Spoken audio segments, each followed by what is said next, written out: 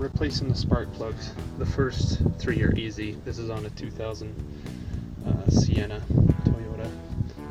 Just take the cover off, and these 3 are easy to get to unless your boots are stuck onto the spark plug, which one of mine was. This left one was like fused on. Here's what it looks like, and part of it had to fish it out and dig it out with a bunch of different things. Anyways, these back ones are harder to get to. You'll see my ratchets right there. Turn the light on.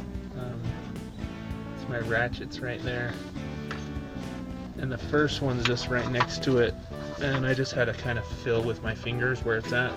I ended up buying this, I don't know, it's like a 4-inch 4 inches long 3/8 socket, so I could twist it around. I'll probably pull my other ratchet out and start using this one once I get it started.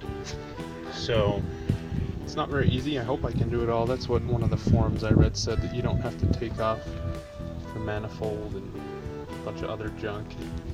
My hands are extra big though, so we'll see what happens here.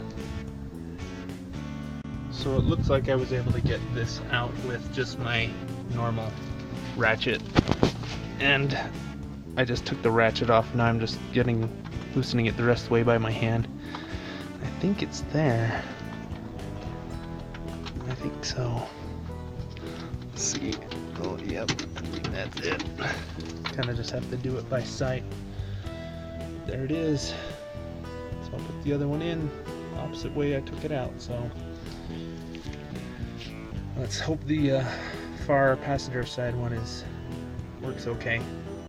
So the passenger side one is hard to get to. So back under here, way down, you gotta just kind of feel it and pull it. Got the other ones out and installed okay. It's just this last one. See how it goes. Should be all right. So my hands are large, but luckily my reach makes up for it. I have a pretty long reach, so let's hope that helps and my hands don't get in the way. Here's the old one.